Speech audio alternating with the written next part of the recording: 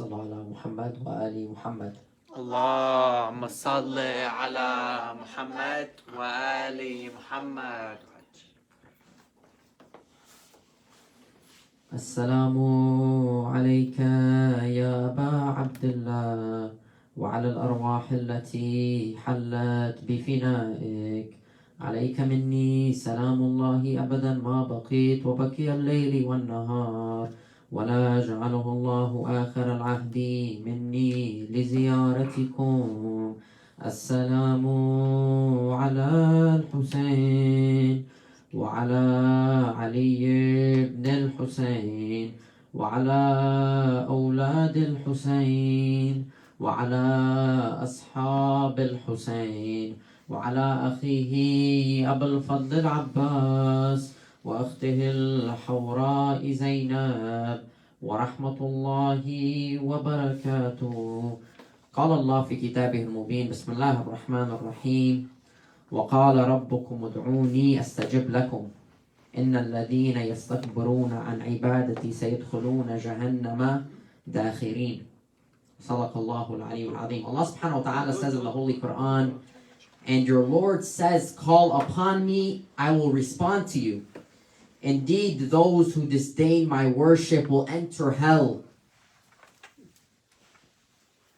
My brothers and sisters, and to the viewers online, Assalamu alaikum wa rahmatullahi wa barakatuh. And I want to begin by commemorating you all, as it is the second night of the holy month of Muharram, the month in which Imam al-Hussein alayhi salam and his family sacrificed their life for the religion of Islam. I began with this verse because it was an ongoing problem during the time of Imam al-Hussein alayhi salam, and over 1400 years later, it is still an ongoing problem.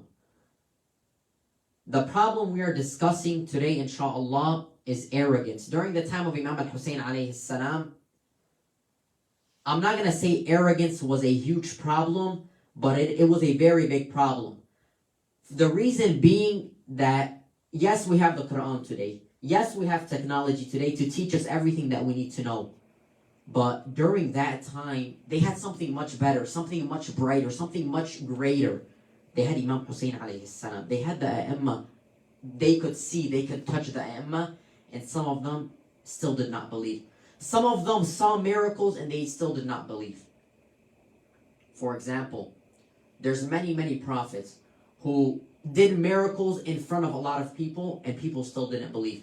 During the time of Imam Hussein alayhi salam, people knew that he came from the progeny of the Holy Prophet Muhammad sallallahu alayhi wa sallam. Allahumma salli ala Muhammad wa ali Muhammad. People knew he came from the progeny of the Holy Prophet and they did not follow. They knew that he was telling the truth. And we will get into it inshallah a little later.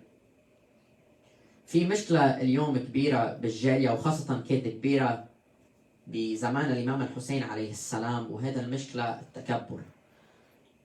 بزمان الإمام الحسين عليه السلام العالم كانوا عارفين مع مين الحق وعاملين حالهم إنه ما كانوا عارفين. During that time, people knew who the truth was with, and they did not follow. We're going to go over the two types of arrogance. The first of which is the person who thinks that he's the greatest. The person that thinks he's the best. The person that thinks he can never be wrong. For example, these are the people during the time of Imam al-Hussein alayhi salam. You go up to them and tell them this is the truth, and you give them proofs, and they don't listen. This happened when Allah subhanahu wa ta'ala told Iblis, Isjud to Adam. This is Allah subhanahu wa ta'ala. Allah subhanahu wa ta'ala is telling him, Isjud to Adam. What did he say? He said, no. You created me from fire and you created him from clay, from dirt, some of the translations state. Why would I prostrate to him?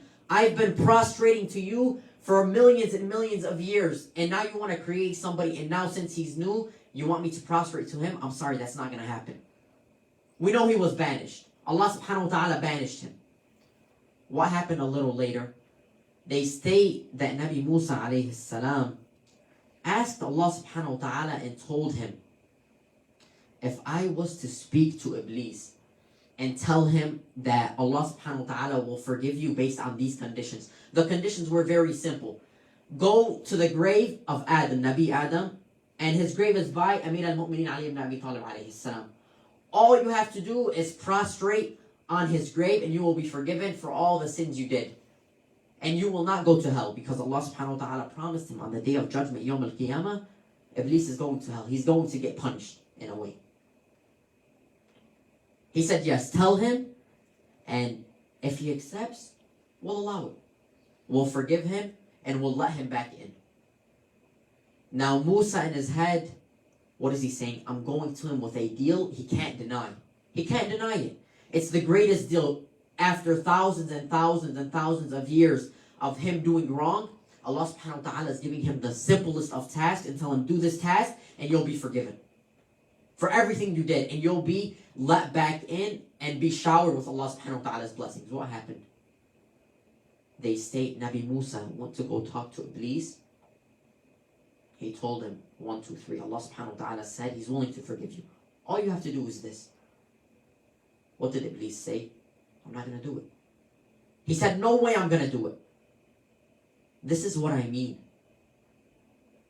Arrogance is not just a problem for humans. It's also problems with angels. It's a huge problem. I'm trying to get at the fact that it's a huge issue. خاصة اليوم التكبر خاصة في الجالية مشكلة كبيرة. What does Imam Ali عليه السلام say about تكبر? شر الخلائق التكبر. The worst of morals is arrogance. How many bad morals can you think of? How many bad qualities can you think of? Right now, off the top of your head, you probably thought of 100. Imam Ali alayhi salam is saying arrogance is the worst of them. You should not want to be arrogant. Sallu ala Muhammad wa ali Muhammad. Allahumma salli ala Muhammad wa ali Muhammad. The second type of arrogance is the one who thinks he is better just because of specific qualities he has. For example, this is also happening today. Obviously, it was happening a lot more back then, but people think they're better just because, for example, their skin color. One of them is black, one of them is white, and one of them thinks they're greater than the other. Or one of them is rich and one of them is poor, they think they're greater than one another. This is not what the Imams taught us. The Imams taught us the exact opposite. They state Imam Ali alayhi salam, when he became the Khalifa, keep in mind, the Khulafa before him, and I don't want to mention their name, the Khulafa before him, they state when they were in power, they would have millions and millions and millions and millions of dollars stashed away, not helping people. They state when Imam Ali alayhi salam became the Khalifa, he did the exact opposite. They state they used to see Imam Ali alayhi salam in the shawara, in the street sometimes, with his clothes ripped. Imam Ali alayhi salam was not taking advantage of his power. He was not using the money for his own needs. He was giving it to the people instead. Imam Ali alayhi salam taught us that this world is just materialistic. Yes, you can get attached to one thing. Let's say, for example, you're doing something, let's say you're watching a show or you're playing something and it's fun. You start to love it. That's not wrong. But if you start to let it cloud your judgment and, oh, just because I have this thing, I'm better than this person, this is when it becomes wrong. This is when you are going against the teachings of the Ahlul Bayt. This is when it becomes 100% wrong. So a lot of people fall into this trap. We must make sure we do not fall into this trap. Like I said, this is a very huge issue in our time today. Especially, for example, racism. There's some people that think just because of their skin color, they're more superior, they're more better. This is incorrect. Sallu ala Muhammad wa ali Muhammad. Allahumma salli ala Muhammad wa ali Muhammad. How can somebody today, if he's facing these diseases, how can he get rid of them? If somebody always finds himself being arrogant and being seriously arrogant. Now there's a joke like, oh, I'm better than you as a joke, but there are some people who truly believe it. If you truly believe it, what can you do to be better? To get rid of this worst moral, according to Imam Ali alayhi salam. It's very, very important to be close to Allah subhanahu wa ta'ala. تكون قريب من الله سبحانه وتعالى. إذا أنت لاقي حالك إنه أنت إنسان دائما عم تتكبر عن غيرك, إذا بدك تحل هيدي المشكلة مفروض تكون قريب من الله سبحانه وتعالى. مفروض تكون قريب من الله سبحانه وتعالى. And I'm going to give you a few reasons why. Now when I say close to Allah سبحانه وتعالى, وقت بقول كلمة قريب من الله سبحانه وتعالى عم بقصد تكون قريب من الله سبحانه وتعالى ونيتك تكون سليمة. When I say being close to Allah subhanahu wa ta'ala, I don't just mean I'm going to be close to Allah subhanahu wa ta'ala today and then tomorrow I'm not going to be close to Allah subhanahu wa ta'ala. Because that means your intention is not pure. I mean be close to Allah subhanahu wa ta'ala and have a pure intention. I'm being close to Allah subhanahu wa ta'ala, I want to change. I want to be better. I'm going to do this, this, and this. Once you truly want to become close to Allah subhanahu wa ta'ala, when you see yourself wanting to say these words that, oh, I'm better than you, or oh, I have this that makes me better than you, what will you do? You'll swallow these words again and say, I'm not going to say them. I'm not going to say them. It might be hard. It might happen once or twice where it accidentally slips out, but you will catch yourself, and what will happen? You will repent. You will repent. And you will ask Allah subhanahu wa ta'ala to forgive you. What does Allah subhanahu wa ta'ala say in the Holy Quran? قال الله في كتابه المبين بسم الله الرحمن الرحيم إن الله يحب التوابين. Allah subhanahu wa ta'ala loves those who repent. So for those who were arrogant and for those who always did these sins, don't think that it's the end.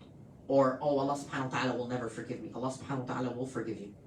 You just have to repent, and your niyyah must be pure. For example, there was a companion of Imam al-Hussein alayhi salam during the battle of Karbala, Hur al-Riyahi. Hur was on the side of Yazid, la'natullah alayh. He was on the side of Yazid, and he was going to kill Imam al-Hussein alayhi salam. When I say kill, I mean he was going to start the battle on the side of Yazid. What happened? Before the battle began, they say it was a few hours before the battle began. What happened? He finally woke up. When I say woke up, he finally realized what's right and what's wrong. He finally realized that I'm on the incorrect side. They stayed the night before the 10th, while the side of Imam al-Hussein alayhi salam was praying and reading Quran and reading ad'iyah. The side of Yazid was drinking alcohol and listening to music. This is when Hur finally woke up.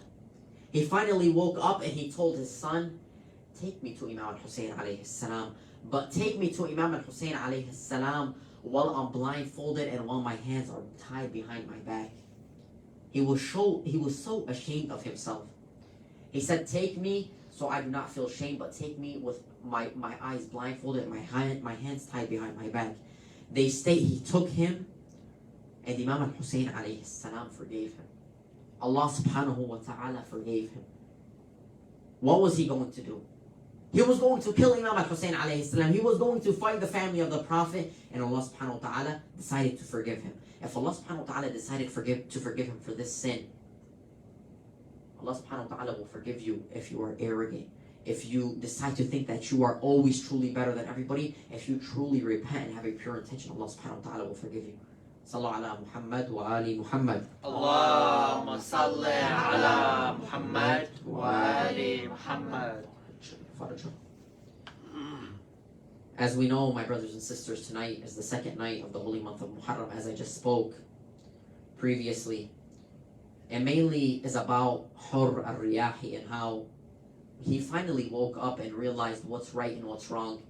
And it should truly be a lesson to us all that it is never too late to wake up. Whatever anybody tells you. For example, there's some people today 50 or 60. They were Christians previously and they became Muslims. Some of them say, what's the point? It's too late. You might be dying soon. What's the point of you becoming Muslim? It's never too late. If you are on your deathbed and you have the chance to change then. If Allah subhanahu wa ta'ala sees that your niyyah is pure, that your niyyah is salima, Allah subhanahu wa ta'ala may forgive you. Allah subhanahu wa ta'ala is the most merciful. Allah subhanahu wa ta'ala is the most forgiving. Arham ar-Rahimeen. Never judge Allah subhanahu wa ta'ala's forgiveness. Never limit his forgiveness. Never put a roof on it. As I stated, tonight is the holy night of Muharram, the second night of the holy night of Muharram. The second night contains the trials that the Imam faced while traveling to a land known as Karbala. One thing that many know is before Imam al-Hussein alayhi salam traveled to this land, he did not know of it previously. He did not even know the name of it. He told his companions that whenever we come across a pond or a river or a well, make sure you fill up all your containers with water. They filled it up the first time. When they filled it up, the Imam said, do we have any more containers? Continue to fill them up. They said, no, my Imam, we don't have any more. He said, go back and look, see if there's any loose cups, loose vessels that could be filled up with water, loose pouches that could be filled up with water. They went back, they filled these containers once more with water. They went for a third time because the Imam once again told them, fill it up with water once again. Of course, the companions were questioning this. Why does the Imam want us to continuously fill up water? There's no way we're going to be drinking all this water. It began to get heavy. They could no longer hold it. But of course, these companions who submitted, absolutely submitted to Imam al-Hussein alayhi salam, did not question him. They never questioned him. Once they finally filled up all these pouches and all these buckets of water, they were getting ready to continue their trip when they walked into a man by the name of Al-Hurr al-Riyahi. Al-Hurr al-Riyahi, that is when they realized what Imam al-Hussein alayhi salam was attempting to do. He knew that he was going to be intercepted by this army. He knew that eventually he will meet this army. The first thing he did when he saw this army, the first thing he did was decide to give them water. He saw that they were thirsty. They state that Imam did not even stop and question his actions. He right away said, give these people water, give these people water. Keep in mind, it was an army of about 1,000. After giving all the people water, he realized that they had horses and animals. Later, he gave the animals water, even though he knew that later these animals were the animals that were going to be trampling on the bodies of his family. They state later, Abu Abdullah came, he saw a same man, one man coming, he was late from the group, he got left behind, he came, he gave this man water. It is reported that this same man carried out an atrocity on the day of Ashura. My brothers and sisters and the viewers online, this is Imam al-Hussein alayhi salam. There's many that say Imam al-Hussein alayhi salam is a cold-blooded killer. Imam al-Hussein alayhi salam did not care only about killing. This is not true. Imam al-Hussein alayhi salam was forgiving and merciful and caring. They say Hur came to the Imam, he said to him, I have my orders, I can't let you go. As I stated previously, Hur was a general for the army of Yazid. He said, I can't let you go to any place that has water, and I can't let you go to any place that has shade. Imagine the children of Abu Abdullah Hussein alayhi salam hearing all of this. Why can't I have any shade? Why can't I have any water? They say Imam al-Hussein kept going. Hur said to the Imam, I can't let you go back. I can't let you proceed. I have to be with you until we go to a place where I receive my orders and we decide what to do with you. They state that Imam kept on trying, not being allowed to stop anywhere where there was easy access to water. They state eventually Imam al-Hussein alayhi salam kept walking. They state this was early in the morning. He started to walk.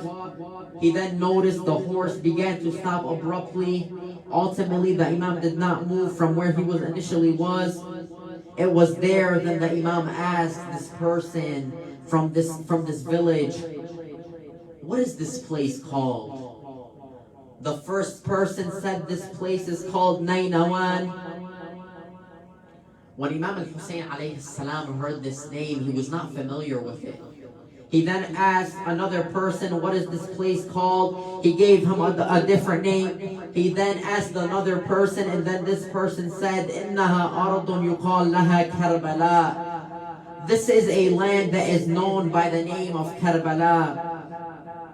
They state Imam Hussein alayhi salam stepped aside and he whispered to himself, Allahumma inni na'udu bika min al-karbi wal-bala. He said, it is a land known as Karbala. We seek refuge in you from pain and tribulation. Now imagine the children of Abu Abdullah Hussein alayhi salam. Altogether there was about 84 or 85 of them who had accompanied Abu Abdullah Hussein.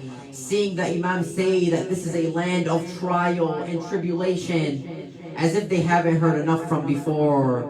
The Imam continues by saying, this is where we will all be killed. This is where our blood will be shed. This is where our children will be slaughtered. This is where our women will be taken captive. On the second night of the holy month of Muharram, it is finally when the caravan of Imam al-Hussein alayhi salam arrived to the holy land of Karbala, where Imam Hussein alayhi salam knew where his fate lied, knew eventually what was going to happen to him. As I stated yesterday, after being born, the Holy Prophet Muhammad sallallahu alayhi wa sallam raised Imam al-Hussein alayhi salam to the sky, and they state he read the adhan in his ear and he began to cry. When Sayyidah Fatima alayhi salam asked him, "Oh father, why are you crying?" He said, "This one will face the hardest of trials and the hardest of tribulations."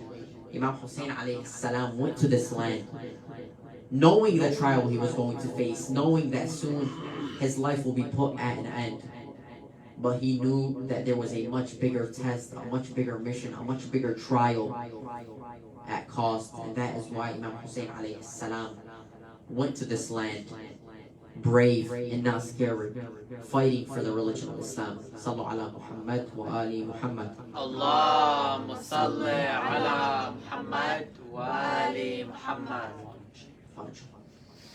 As I stated to my brothers and sisters and to the viewers online, it is very, very important.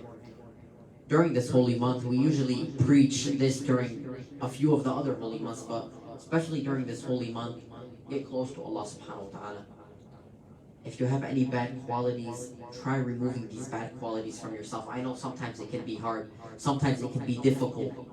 You've gotten so used to being this person, it might be a little hard to change. But trust me, the change will be worth it. مفروض في هذا الشهر العظيم مفروض أن نخرج من هذا الشهر نكون عالم أحسن، عالم جديد.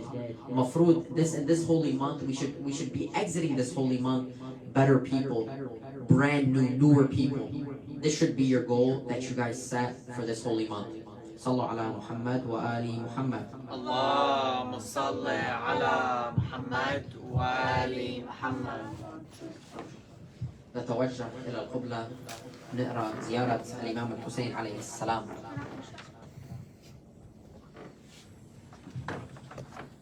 السلام عليك يا ابن رسول الله، السلام عليك يا ابن أمير المؤمنين، السلام عليك يا ابن صديقة الطاهرة فاطمة الزهراء سيدة نساء العالمين، السلام عليك يا مولاي يا أبا عبد الله ورحمة الله وبركاته. أشهد أنك قد أقمت الصلاة وآتيت الزكاة وأمرت بالمعروف ونهيت عن المنكر وتلوت الكتاب حق تلاوته وجاهدت في الله حق جهاده وصبرت على الأضحى في جنبه محتسبا حتى أتاك اليقين. وأشهد أن الذين خالفوك وحاربوك والذين خاذلوك والذين قتلوك وقد خاب من افترى لعن الله الظالمين لكم من الأولين والآخرين وعليهم العذاب الأليم. أتيتك يا مولاي يا ابن رسول الله زائرا عارفا بالحقيقة مواليا لأوليائك مستبصرا بالهدى الذي أنت عليه. وصلى اللهم على محمد وعلى آل بيته الطيبين الطاهرين. اللهم صل على محمد وآل محمد. As I stated yesterday, it is very, very important as well on this holy night to read Dua al-Hujjah, to hasten the reappearance of the 12th Imam, Imam Mahdi Ajallah Ta'ala Farajahu al-Sharif. اللهم كن لوليك الحجة ابن الحسن صلواتك عليه وعلى آبائه في هذه الساعة وفي كل ساعة وليا وحافظا وقائدا وناصرا ودليلا وعينا حتى تسخنه أرضك توعا وتمتعوا فيها طويلا برحمتك يا أرحم الراحمين. وصلى اللهم على محمد وعلى أهل بيته الطيبين الطاهرين. اللهم صل على محمد وآل محمد. I would like to conclude by saying, Allahumma ashfi kulla marid, Allahumma ashba' kulla ja'i'. We hope that Allah subhanahu wa ta'ala heals those who are sick. Allah subhanahu wa ta'ala feeds those who are hungry. As we know today, an ongoing problem is sickness, an ongoing problem is world hunger. My brothers and sisters, I hope we all learned from what we did today. And like I said, we must exit this month as a much better person. We will conclude by saying أَمَّنْ يُجِيبُ الْمُضْطَرَّ إِذَا دَعَاهُ 10 times. أمن يجيب المضطر إذا دعاه ويكشف السوء أمن يجيب